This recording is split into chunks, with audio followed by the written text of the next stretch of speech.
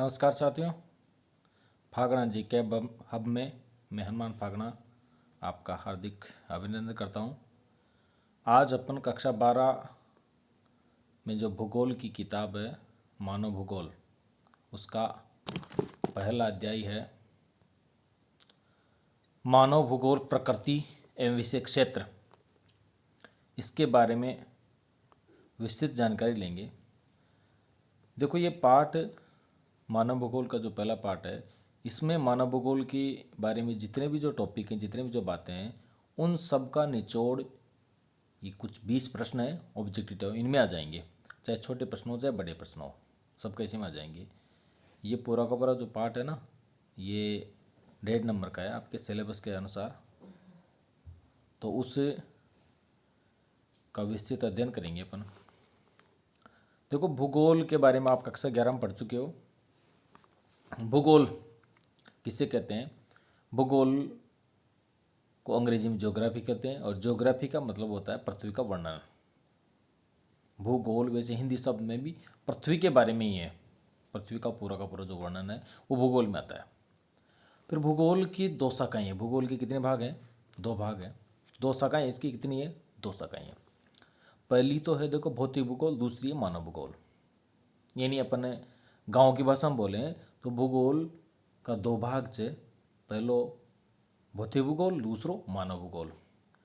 तो भौतिक भूगोल के बारे में आप कक्षा 11 में पढ़ लिया था। तो अब कक्षा 12 में से मानव भूगोल।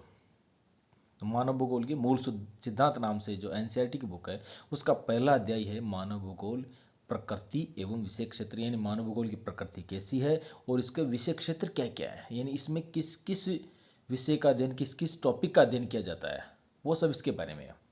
इसमें सबसे पहले जो मानव भूगोल की परिभाषा दी गई है कुछ विद्वानों के द्वारा। ये मानव भूगोल क्या है? देखो, मोटे तौर पर हम देखें तो मानव भूगोल में क्या है, मनुष्य और जो पृथ्वी है उनके बीच में जो संबंध है उनका अध्ययन है। यानी मनुष्य और जो पृथ्वी के बीच में कुछ आर्थिक क्रियाएं होती है, जो भी, उन सब का अध्ययन क्या है? मानव भूगोल है। तो मानव भूगोल की परिभाषा मुख्य रूप से आपको 2 की याद रखनी है। एक तो एलन सैम्पल, एक रेटचेल। उन दोनों की परिभाषा आप भी के प्रश्न आए कि मानव भूगोल किसे कहते हैं, मानव भूगोल क्या है, तो उसमें आपको इन दोनों में से किसी एक की परिभाषा देना जरूरी है। तो इन परिभाषाओं को अपने को किस तरह याद रखना है? केवल इनके 2-3 शब्द हैं वो अपन समझ लेते हैं ना, तो आसानी से पूरी परिभाषा याद हो जाती है। बिल्कुल अपन कत्ते कोई परेशानी ना हो, बिल्कुल आराम से समझ लेला। देखो, अगर आपने इन्हें ये वीडियो ने आराम से देखला तो बिल्कुल पूरा पाठ ही आसानी समझ में आ जाओ लो। और अपने को भी क्या टाइम कम है, तो उस हिसाब से रिवीजन जल्दी से जल्दी करनी है। और अब की बार अपने को भूगोल में सबसे ज़्यादा नंबर लाने हैं, 90 पार। अब की बार 90 पार, ये मेरा एक तरह से नारा समझो या आपके मार्गदर्शन समझो। समय का सदुपयोग करना, ज़्यादा किसी प्रकार के प्रेशर में नहीं आना। जैसे जैसे जो डाले जाए उसके साथ आप खुद भी अध्ययन करो और इनके बारे में और वापस समझो। और जो भी आपके भाई बहन हैं उन तक इस वीडियो को पहुँचाओ, आगे बढ़ाओ। और चैनल का नाम क्या है? फागणा जीके हब। देखिए, पहला क्वेश्चन है अपना, मानव भूगोल मानव समाजों एवं धरातल के मध्य संबंधों का संश्लेषित अध्ययन है। ये परिभाषा किसने दी है? इसमें 4 ऑप्शन है, रेटजेल, एलन सैम्पल, ब्लास और Griffith Taylor. Ratzel, Ellen Semple, Blache और ग्रिफिथ टेलर, 4 ऑप्शन। 4 ऑप्शन में से शायद जिन्होंने पहले पढ़ लिया वो जान गए होंगे इसका आंसर क्या है। पहले तो अपनी कुछ परिभाषा को समझना है। मानव, देखो, मानव भूगोल की जो भी परिभाषा आएगी ना, उसमें 2 बात आएगी। एक तो मानव समाज यानी मनुष्य, और दूसरा आएगा धरातल यानी पृथ्वी। पृथ्वी और मनुष्य के बीच में किस प्रकार का संबंध है, वही मानव भूगोल है। तो इन्होंने जो जिस विद्वान ने परिभाषा दी है वो विद्वान है, देखो, रेटजेल। कौन विद्वान है वो? रेटजेल है ये। रेटजेल पहला, इसका आंसर होगा नंबर 1, रेटजेल। ये या अपन समझे तो ए वाला आंसर हो जाएगा इसका। ये अगर आगे आया है तो 1 नंबर इसका आंसर हो गया। रेटजेल ने, रेटजेल का पूरा नाम फ्रेडरिक रेटजेल है। तो फ्रेडरिक रेटजेल ने परिभाषा दी है, मानव भूगोल मानव समाजों एवं धरातल के मध्य संबंधों का संश्लेषित अध्ययन है। ये किसने दी है परिभाषा? फ्रेडरिक रेटजेल ने परिभाषा दी है ये। तो इस परिभाषा को जब भी आपको आंसर देते समय लिखना है तो हूबहू ऐसी किसी परिभाषा लिखनी, इसमें किसी प्रकार का कोई तोड़ फोड़ नहीं करना, बिल्कुल एकदम जैसा इन्होंने परिभाषा दी है उसी के अकॉर्डिंग इस परिभाषा को लिखना है। देखो इसमें अपने को केवल 3 शब्द याद रखने हैं, मतलब केवल 3 शब्द याद रखना चाहिए। एक तो मानव समाज, दूसरो धरातल, तीसरो संश्लेषित अध्ययन। अध्ययन तो है लेकिन अध्ययन कैसा है, संश्लेषित अध्ययन है। और अध्ययन कैसे होगा, संश्लेषित अध्ययन से कहीं के बीच में मानव समाजों और धरातल के मध्य, मानव समाजों धरातल के मध्य कैसा अध्ययन है, ये संश्लेषित अध्ययन है। ये किसने दी परिभाषा, रेट जेल ने। संश्लेषित रेट जेल, इसे याद रख लेना, जहाँ भी शब्द आ जाए संश्लेषित इसका मतलब रेट जेल। यानी मानव भूगोल क्या है, मानव भूगोल मानव समाजों एवं धरातल के मध्य संबंधों का संश्लेषित अध्ययन है। रेट चल हो गया। चलो इसके बाद में भी दूसरा क्वेश्चन है अपना, मानव भूगोल की कौन सी संकल्पना प्रकृति की सर्वोच्चता में विश्वास करती है। मानव भूगोल की कुछ संकल्पनाएं है, देखो अपने इस पाठ में पढ़ते हैं। उसमें 3 संकल्पनाएं, एक तो देखो पर्यावरण निश्चयवाद, जिसे निश्चयवादी बोलते हैं, दूसरी संभववाद और तीसरी नवनिश्चयवाद। मानव भूगोल की 3 संकल्पनाएं हैं। इन 3 संकल्पनाओं में से एक संकल्पना ऐसी जो प्रकृति की सर्वोच्चता में विश्वास करती है, यानी जो कुछ भी है प्रकृति जैसी है ना वैसी अपने को मनुष्य ने स्वीकार किया। मनुष्य अपने आप को प्रकृति का दास समझता था। वो संकल्पना कौन सी है इसमें, देखो वो संकल्पना है पर्यावरण निश्चयवाद। इसमें भी क्या है, नंबर 1 ही आंसर होगा। क्या आंसर होगा नंबर 1 आंसर होगा इसमें पर्यावरण निश्चयवाद। यानी पर्यावरण ने जो निश्चय कर लिया ना वही मनुष्य को स्वीकार है। निश्चयवाद यानी प्रकृति ने जो निश्चय कर लिया वो स्वीकार। ये इसमें क्या है, प्रकृति की सर्वोच्चता दी गई है, इसमें प्रकृति की सर्वोच्चता पर ध्यान दिया गया है इसमें। इसके बाद इसमें तीसरा क्वेश्चन है वह है, मानव भूगोल अस्थिर पृथ्वी और क्रियाशील मानव के बीच परिवर्तनशील संबंधों का अध्ययन है। यह परिभाषा किस भूगोलवेत्ता की है। वापिस फिर देखो परिभाषा आ गई मानव भूगोल की। और मैंने आपको पहले बताया कि कम से कम आपको तो 2 परिभाषा तो अपनी तरफ से याद रखनी, तीसरी अब अपनी तरफ से दे सकते हो, इनको दोनों का आधार बना करके। जैसे आप कहे मानव भूगोल की परिभाषा दीजिए, मानव भूगोल किसे कहते हैं, तो 2 परिभाषा दे दो, तीसरी अपनी तरफ से लिख देना। देखो दूसरी परिभाषा में क्या दिया है, मानव भूगोल अस्थिर पृथ्वी और क्रियाशील मानव के बीच परिवर्तनशील संबंधों का अध्ययन है। पृथ्वी कैसी है, अस्थिर है, और मानव के साथ क्रियाशील यानी गतिशील हो तो जरा, फिर संबंध कैसे हैं, परिवर्तनशील संबंध है। 3 शब्द यहाँ पर गौर देने करने लायक हैं। देखो अस्थिर तो पृथ्वी है, क्रियाशील मानव है और परिवर्तनशील संबंध है। यानी क्रियाशील मानव और अस्थिर पृथ्वी के बीच में संबंध कैसे हैं, परिवर्तन यानी बदलते रहते हैं संबंध, एक कक्षा नहीं रहते बिल्कुल भी। जो भी संबंध है वो बदलते रहते हैं। उन संबंधों का अध्ययन को क्या कहते हैं, मानव भूगोल कहते हैं। यह परिभाषा किसने दी है, देखो जो फ्रेडरिक रेट्जेल थे अमेरिकी, जर्मनी के विद्वान थे ये। इनकी शिष्या थी एक अमेरिकन एलन सैम्पल, उसने परिभाषा दी है। यानी इसका आंसर क्या होगा, इसका आंसर होगा एलन सैम्पल, नंबर 2 इसका आंसर है एलन सैम्पल, ये इसकी परिभाषा है। एलन सैम्पल ने मतलब जो भी बात बताई मानव भूगोल में, उसने अपने आप को उसमें क्रियाशील या गतिशील शब्द बताया, क्रियात्मकता इसके अंदर है। आप ये क्वेश्चन आ सकता है कौन सी परिभाषा ने, किस विद्वान ने मानव भूगोल के अंदर क्रियात्मकता बताई गई है, तो उसमें आएगा एलन सैम्पल। ठीक है, समझ में आ गया। इसमें देखो इसमें 3 शब्द याद रखने आपको। पहले तो होता देखिए मानव समाजों धरातल के बीच संबंधों का, मध्य संबंधों का किसका था, संश्लेषित अध्ययन तो था रेटजेल का, और परिवर्तनशील संबंध का अध्ययन किसका है, एलन सैम्पल का है। उसमें क्या है, मानव कैसा है, क्रियाशील मानव है, वहाँ पर मानव समाज था केवल, और पृथ्वी यानी धरातल था वहाँ पर। यहाँ पर पृथ्वी कैसी, अस्थिर पृथ्वी अस्थिर है, बदलती रहती है, एक समान नहीं है। और मानव भी क्या है, वो भी बदलता रहता है। यानी सब कुछ इसमें गतिशीलता बताया गया है इसमें। ये एलन सैम्पल ने बताया इसमें, ये एलन सैम्पल के। इसके बाद क्वेश्चन नंबर 4 है आपका, मानव को प्रकृति के अनुसार स्वयं को ढाल लेने की प्रक्रिया कहलाती है। मानव जब अपने आप को प्रकृति के अनुसार ढाल लेता है, जैसा प्रकृति कहती उसी का अनुरूप ढाल लेता है, तो वो क्या, उसे क्या कहते हैं अपन, अनुसरण कहते हैं, या अनुग्रहण कहते हैं, या प्राकृतिकरण कहते हैं, या मानवीकरण कहते हैं। देखो यदि आपने इस क्वेश्चन को पढ़ लिया ना, अगर आपने अच्छी तरह क्वेश्चन को समझ लिया ना, तो इसमें ऑप्शन से आंसर स्वयं ही समझ जाएंगे। प्रकृति के अनुसार अपने आप को ढालना क्या, प्राकृतिकरण, यानी अपने आप का मनुष्य ने प्राकृतिकरण कर लिया, जैसी प्रकृति समझती उसी हिसाब से उसने ढाल लिया अपने आप को।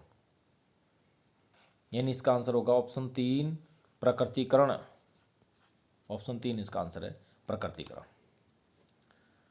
यानी मनुष्य ने अपने आप को प्रकृति के अनुसार ढाल लेना क्या है, मानव का प्रकृतिकरण है। इसके बाद क्वेश्चन नंबर 5 है, देखो शिक्षा, स्वास्थ्य एवं आवास से संबंधित विचारधारा है। शिक्षा, स्वास्थ्य और आवास, देखो ये मनुष्य के ऊपर ये तीनों ही महत्वपूर्ण आवश्यकताएं हैं।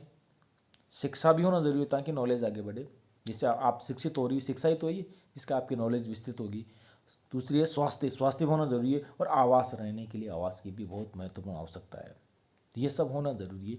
तो ये कौन सी विचारधारा है,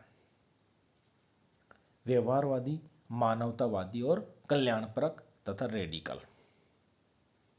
रेडिकल यानी आमूलवादी।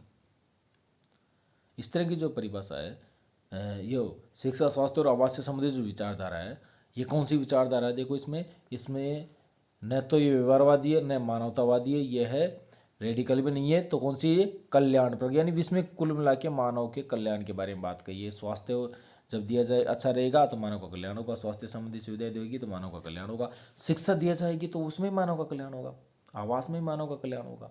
ये सब क्या मनुष्य की कल्याणपरक योजना या कल्याणपरक स्कीम्स हैं।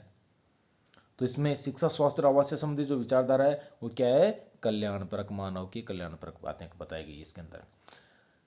क्वेश्चन 6 में किस सिद्धांत द्वारा अग्नि की खोज हुई, गुरुत्वाकर्षण, घर्षण, डीएनए, गति का नियम।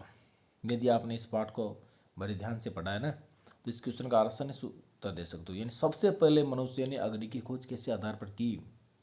अरे सबसे पहले मनुष्य जब शिकार करता था, पत्थरों से रगड़ रगड़ के आग लग गई थी ना, उस रगड़ का मतलब घर्षण। फिर मनुष्य ने बाद में जहाँ भी आग उत्पन्न करनी है, पत्थर को रगड़ करके या लकड़ी में जबरदस्ती दूसरी घर्षण पैदा करके उसको जल जाती थी और अग्नि उत्पन्न हो जाती थी, उस अग्नि का वो सदुपयोग करते थे। तो इसका आंसर क्या होगा, घर्षण। नंबर 2, ऑप्शन नंबर 2 इसका आंसर होगा घर्षण। क्या होगा इसका आंसर, घर्षण। इसके बाद में क्वेश्चन नंबर 7 है। क्वेश्चन नंबर 7 देखो, किस तत्व को माता प्रकृति कहते हैं, किस तत्व को माता प्रकृति कहते हैं, किस तत्व को माता प्रकृति कहते हैं। इसमें देखो एक तो है भौतिक पर्यावरण, सांस्कृतिक पर्यावरण, राजनीतिक पर्यावरण और औद्योगिक पर्यावरण। 4 ऑप्शन है, भौतिक पर्यावरण है, सांस्कृतिक पर्यावरण है, राजनीतिक पर्यावरण है और औद्योगिक पर्यावरण है। तो इसमें क्या आंसर होगा आपका, आपके अनुसार सोचो, आंसर दीजिए। अगर सही निकलेगा तो इसका मतलब आपकी पढ़ाई अच्छी चल रही है, गलत है तो इसका मतलब आपको और ज़्यादा पढ़ाई करने की आवश्यकता है, ध्यान देने की आवश्यकता है। यानी प्रकृति को क्या माना गया है, जो प्रकृति है ना उसको माता माना गया है। कुल मिला की बात इसमें भौतिक पर्यावरण की है। भौतिक पर्यावरण में यानी जितने भी भौतिक भूगोल में पढ़े थे ना अपने, पर्वत, पठार, मैदान, अरे पहाड़ों पर क्या होती है, माता जी होती है ना, बस वही है। यानी प्रकृति को, पहाड़ों को माता जी समझने लगे, जल को देवता, जल देवी के रूप में पूजने लग गए, सूर्य को भगवान के रूप में सब पूजने लग गए। ये सब क्या थी, प्रकृति को अपने एक देवत्व रूप दे दिया गया था। ये सब क्या भौतिक पर्यावरण की बात थी, है ना। तो इसमें 7th क्वेश्चन का ऑप्शन आंसर होगा आपका भौतिक पर्यावरण। क्वेश्चन ऑप्शन नंबर 1 इसका आंसर है, ऑप्शन नंबर 1, ऑप्शन नंबर 1 इसका आंसर होगा। हाँ, क्वेश्चन नंबर 8 है, देखो मनोविज्ञान मानव भूगोल की किस उपशाखा से संबंधित है, मनोविज्ञान मानव भूगोल की किस उपशाखा से संबंधित। देखो मानव भूगोल की फिर अलग अलग उपशाखाएं बताई गई है, सामाजिक भूगोल है, इसमें अलग अलग कई उपशाखाएं बताई गई है, आपको पाठ में बताई गई होगी ना। तो उनमें से जैसे नगरीय भूगोल है, राजनीतिक भूगोल है, जनसंख्या भूगोल है, आवास भूगोल है, आर्थिक भूगोल है। तो उसमें क्या है, मनोविज्ञान कौन सी शाखा से संबंधित है, मनोविज्ञान है कौन सी शाखा से संबंधित है, व्यवहारवादी है या नगरीय है, कौन सी है वो अपने को इसमें देखना है, या जनसंख्या भूगोल है या आर्थिक भूगोल है। तो उसमें अपन देखते हैं, तो मनोविज्ञान मानव भूगोल की किस उपशाखा से संबंधित है, व्यवहारवादी भूगोल, व्यवहारवादी भूगोल। इसका भी आंसर क्या होगा, ऑप्शन नंबर 1 इसका आंसर है। क्वेश्चन नंबर 9 है, देखो महामारी विज्ञान भूगोल की किस उपशाखा से संबंधित है। मनोविज्ञान तो था व्यवहारवाद, यानी मनोविज्ञान में क्या, मन का विज्ञान, व्यवहार से आदमी का मनो का जो मनोविज्ञान को यानी आदमी के मन को कैसे समझेंगे, उसके व्यवहार से, किस प्रकार का व्यवहार कर रहा है वो। अगर ऊट पटांग ऐसे व्यवहार कर रहा है तो इसका मतलब मन भी ऐसा ही है उसका। आदमी का जितना शांत मन होता है उतनी वो गंभीरतापूर्वक बातें करता है, जितना उसका गंभीरता का व्यवहार होता है ना।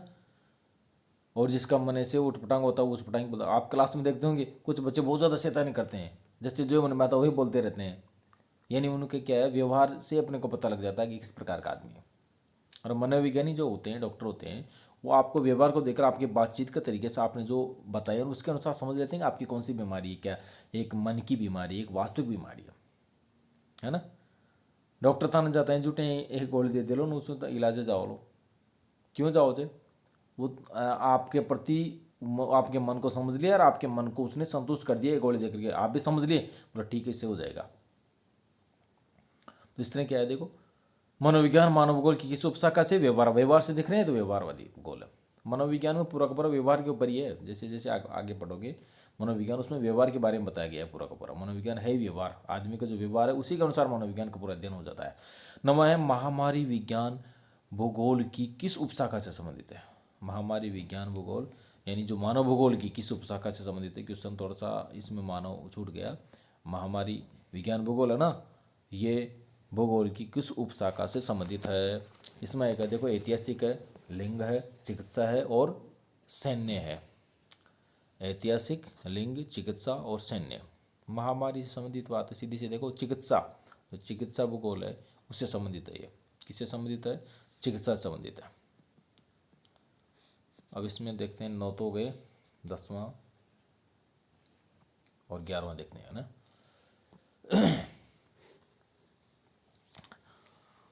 10वां, निम्नलिखित में से कौन सा एक मानव भूगोल का उपागम नहीं है। मानव भूगोल का उपागम नहीं है। क्षेत्रीय विभिन्नता, मात्रात्मक क्रांति, स्थानिक संगठन, अन्वेषण और वर्ण। अन्वेषण यानी खोज। इनमें देखो थोड़ा क्वेश्चन हार्ड है, आपको ज़्यादा समझाने की, इसे रटने की वो नहीं है। एक तरह से आप इसको समझ एक बार देख लोगे ना तो आसानी से याद हो जाएगा।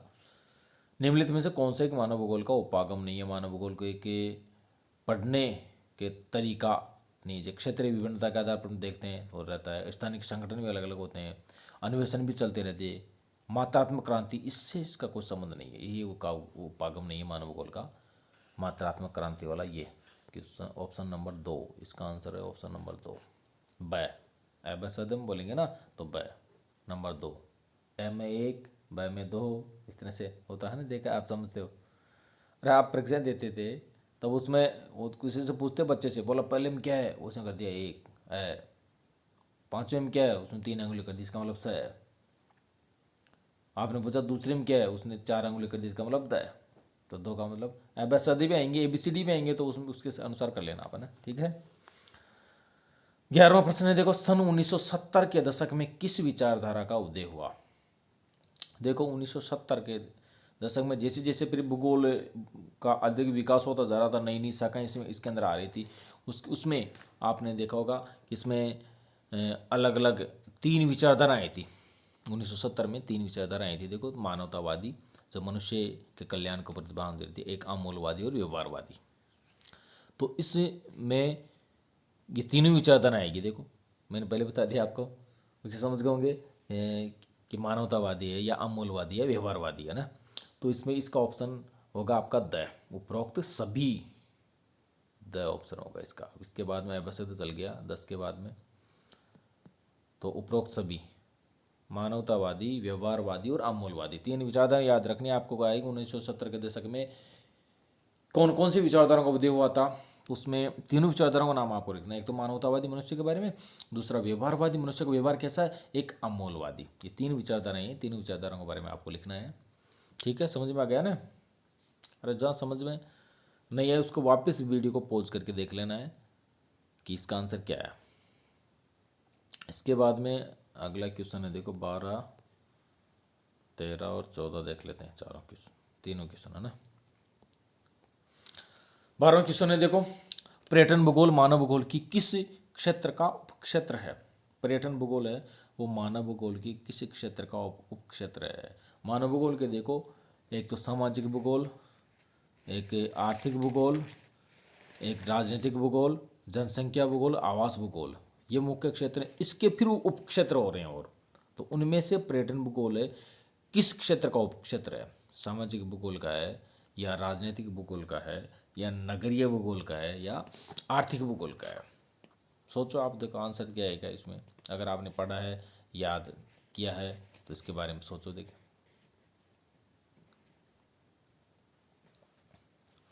पर्यटन से क्या प्राप्त होता है अपने को, आमदनी होती है ना, आय होती है, तो किस में आएगा फिर ये, आर्थिक में आएगा ना।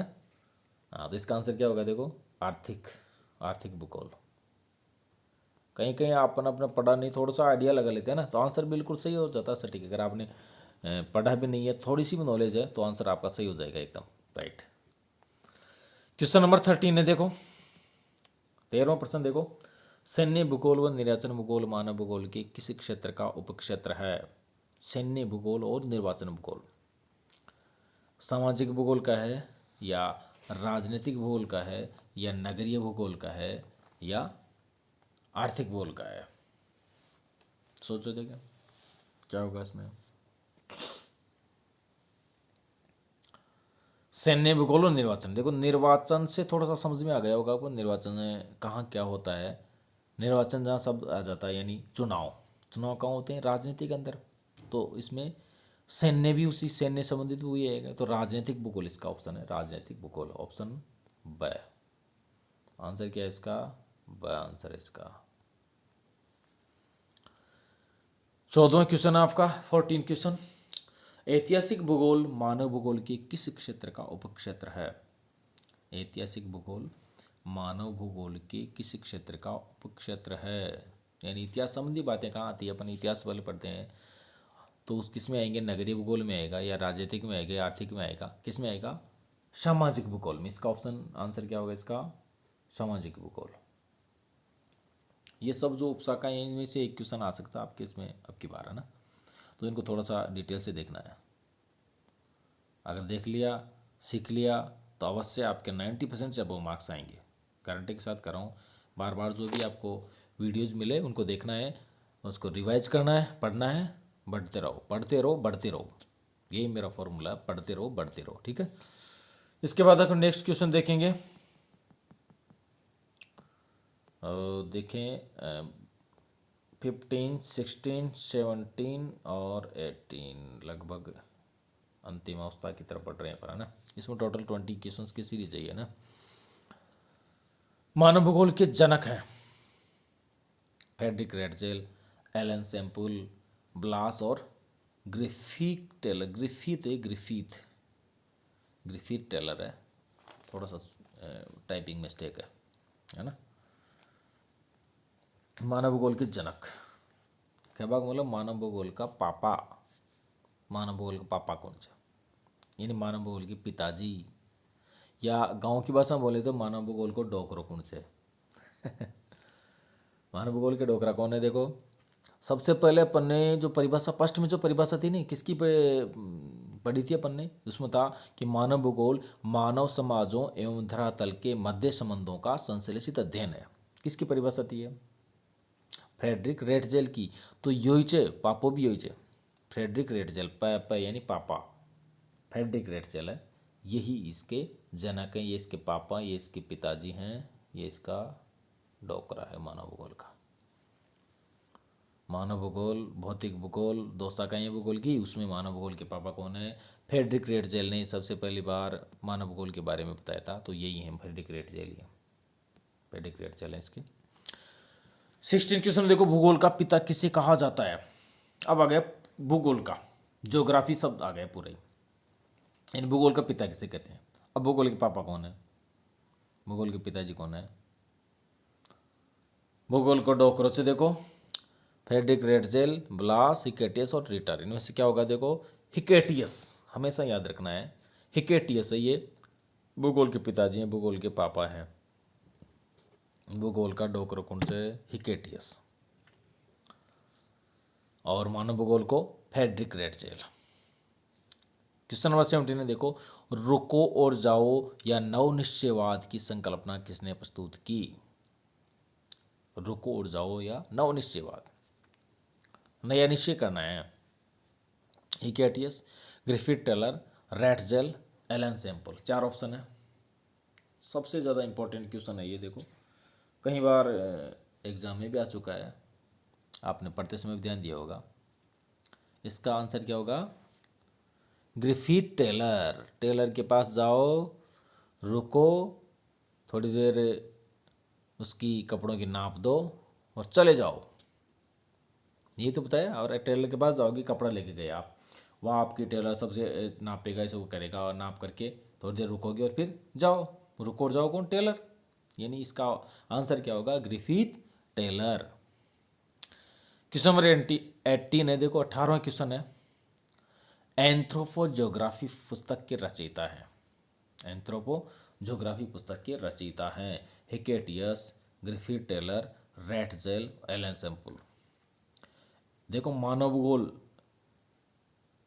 के जो जनक है ना, वही इसके रचयिता भी है। मानव भूगोल के जनक कौन थे? रैटजेल। तो इसका आंसर भी क्या होगा? ये रैटजेल, फ्रेडरिक रैटजेल है।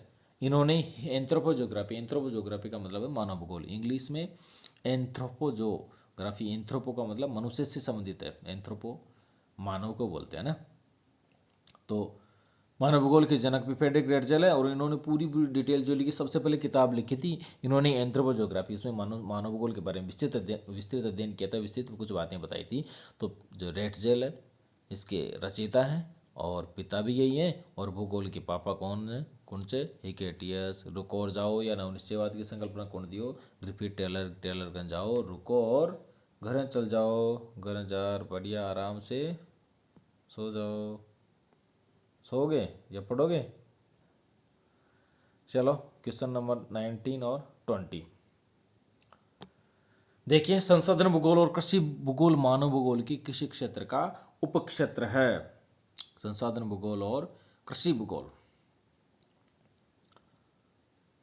सामाजिक भूगोल, राजनीतिक भूगोल, नगरीय भूगोल और आर्थिक भूगोल, किसका है? देखो बताओ,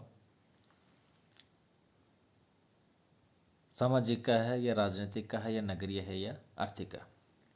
किसका है? आर्थिक का। हाँ बिल्कुल राइट है। आपने आर्थिक भूगोल सोचा तो, नहीं सोचा तो समझ लो। देखो कृषि से अपने को किस आमदनी होती है, संसाधनों से भी आमदनी होती है ना, तो ये सब किस में आ जाएंगे? आर्थिक भूगोल में आ जाएंगे। क्वेश्चन नंबर 20 है, देखो चिकित्सा भूगोल व ऐतिहासिक भूगोल मानव भूगोल के किस क्षेत्र का उपक्षेत्र है? चिकित्सा भूगोल और ऐतिहासिक भूगोल। शायद इसमें ऐतिहासिक भूगोल का तो पहले भी रिपीट हो गया, तो वापस पुनः रिपीट हो रहा है, तो आंसर आपको समझ में आ जाना चाहिए। दोनों एक ही जगह है, दोनों क्या है? एक जगह ही है। तो किस में आ जाएगा इसका आंसर? सामाजिक भूगोल में। ऑप्शन नंबर है ये आ जाएगा इसका आंसर, सामाजिक भूगोल।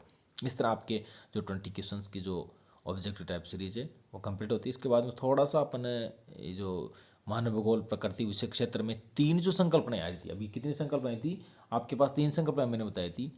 एक तो सबसे पहले था पर्यावरण निश्चयवाद या निश्चयवाद, दूसरा था संभववाद, और तीसरा था नवनिश्चयवाद। इन तीनों संकल्पनाओं तो किसने दी है, क्या है, इसके बारे में आपका एक छोटा सा क्वेश्चन है, वो देख लेते हैं लास्ट। पर्यावरणीय निश्चयवाद, संभववाद और नवनिश्चयवाद में अंतर स्पष्ट कीजिए। किसी दो पर भी आ सकता है ये, यानी संभववाद और नवनिश्चयवाद में अंतर स्पष्ट कीजिए, या निश्चयवाद और संभववाद में अंतर स्पष्ट कीजिए। ये बार बार जहाँ तक पढ़ोगे ज्योग्राफी आपके पीछा नहीं छोड़ेंगे, तो इसलिए अभी से इनको याद कर लेना। और बिल्कुल ईजी है, कोई ज़्यादा हार्ड नहीं है, आराम से समझ लो इसको। देखो पर्यावरण निश्चयवाद की जो विचारधारा दी है उसको देने वाले कौन है? फ्रेडरिक रैटजेल। कहाँ के निवासी हैं? जर्मनी के हैं, और उनकी शिष्या थी एलन सैम्पल, अमेरिका की।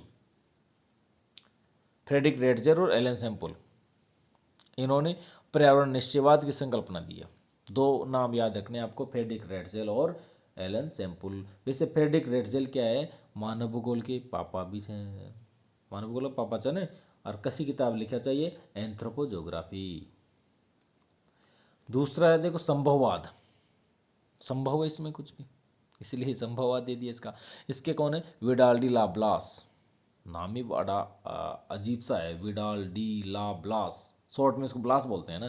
तो विडाल डी लाब्लास कहाँ के? फ्रांस के। इन्होंने संभववाद की संकल्पना दी। इसके बाद नवनिश्चयवाद, नवनिश्चयवाद की संकल्पना देने वाले कौन है? Griffith Taylor. ये भी है अमेरिका के, ग्रिफिथ टेलर।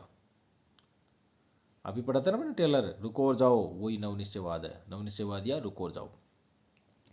इसमें देखो पहला जो नवनिश्चयवाद था उसमें प्रकृति को ज़्यादा प्रभावी माना गया था। नहीं, सबसे ज़्यादा प्रभावी किसको माना गया था? प्रकृति। प्रकृति जैसी है ना वैसी अपने को रहना। नदी यहाँ से बह करके जा रही है तो अपने को भूल गया उसके हाथ जोड़ लेना, पूजा कर लेना, हे नदी देवी हमको मत सताना, हमारी तरफ मत आना, यहीं से बहती रहना।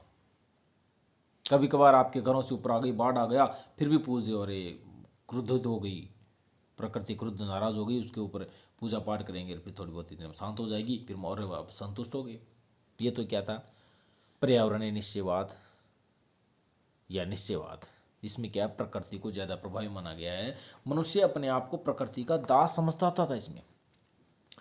नव संभववाद में क्या, फिर देखो जैसे नदी वहाँ से बहकर जा रही है, उस नदी को फिर मनुष्य ने सोचा बोले इसको अपन रोक सकते हैं, इस पर बांध बना लो, बिल्कुल बाढ़ ही नहीं आएगा, पूरी पूरी नदी को रोक दिया, एक जगह बांध बना दिया।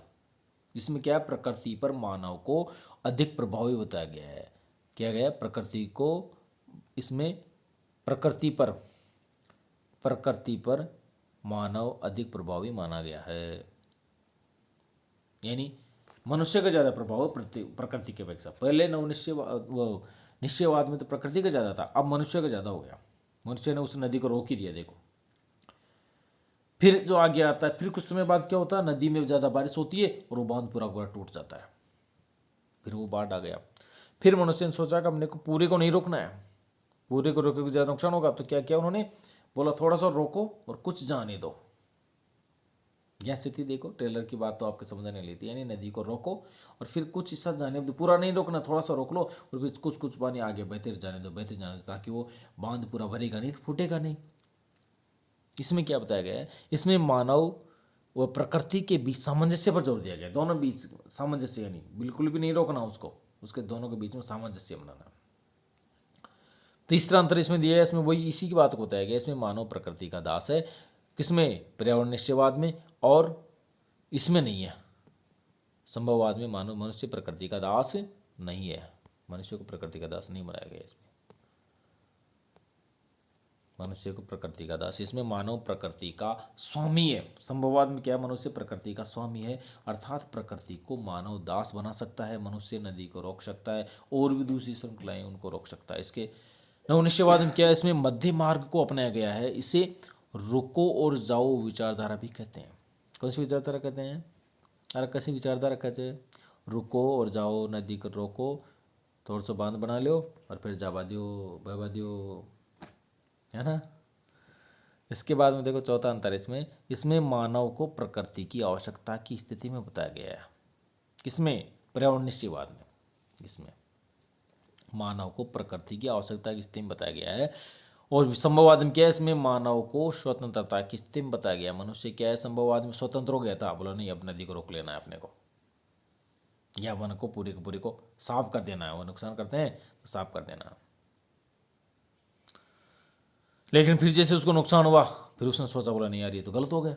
फिर क्या सोचा उन्होंने कि इसमें, फिर देखो नवनिश्चयवाद की नई संकल्पना है, उसमें क्या बताया गया है कि इसमें मानव ने तो प्रकृति के नितांत आवश्यकता की स्थिति में, और नहीं मानव पूर्ण रूप से स्वतंत्र भी नहीं है, और न पूर्ण रूप से दास है। दोनों के बीच क्या सामंजस्य है, ये थे अंतर देखो पर्यावरणवाद, नवनिश्चयवाद और संभववाद के अंदर। और ये भूगोल के कुछ उपक्षेत्र हैं, इनको वापस रिपीट कर लेना। ये पूरे 20 क्वेश्चन देख लिए तो आपको आराम से जो क्वेश्चन है इससे आने वाला बिल्कुल 100% आपका सही होगा। ठीक है, धन्यवाद। और बाकी जितने भी आपके दोस्त हैं उनको बताइए, इस चैनल को आगे सब्सक्राइब करो, लाइक करो, बढ़ाओ आगे। धन्यवाद।